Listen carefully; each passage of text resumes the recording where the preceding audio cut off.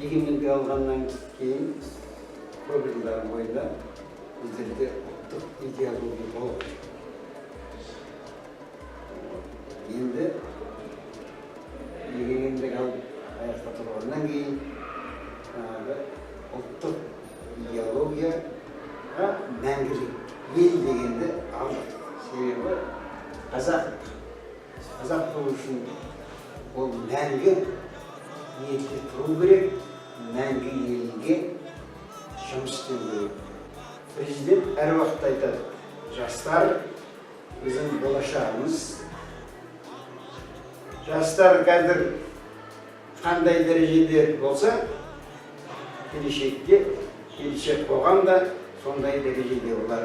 Меніңше сіздерге ең негізгісі осы мәңгілік елді қалай ұстаймыз, ол үшін не істеуіміз керек деген сұрақтар болу керек сендерде. Ол сұрақтар өзіміздің ата-бабаларымыздан келатқан дәстүр бар, салт бар. Осылардың бәрін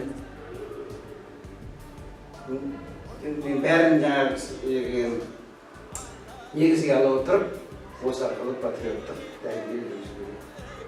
Мұндай өмірлері өткен күнде өздері бізбен бірге дейді. Көрдіңіз бе? Қандай мағына беріпті? Өмірлері өтіп кетті, өздері шыбын жанын қиып, отанды қорғады, бірақ өлген жоқ, бізбен бірге жасап келе жатыр. Себебі ерлік дейтін ол өлмейтін зат, ол рухтың биіктігін көрсететін зат, ерлік деген намысқа байланысты. Енді мына рухани жаңғыру деген бар ғой.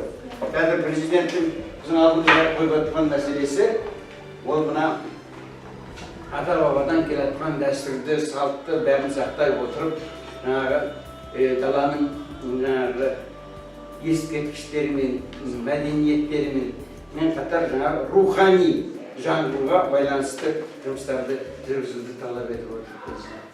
Ұлттың қауіпсіздігі берік болу үшін жастардан қандай қасиет болу керек? Бұл үлкен сұрақ. Оны енді ең негізгісі, жаңа айттым ғой, президент әр уақытта қоғамның қозғаушы күші жастар. Сондықтан да жастардың жаңағы тәжірибелі, жастардың білімді, жастардың отансүйгіштігі, жастардың жан-жақты болуына үлкен мән береді. Интеллектуальный ұлт жасаймыз деймін, 2020 жылға дейін. Президенттің несі, бұдан 5-6 жыл болды сондай. Интеллектуальный ұлт болулары керек. Себебі сендер отан қорғауда еш қалдықсыз еңбек етулерің керек. Сондықтан да жаңағы әр уақытта да өзіңді биік ұстауың керек. Өзің мына егеменді Қазақстанның азаматымын деп көрсетіп, оның қандай болу керек екенін өздеріне байланысты.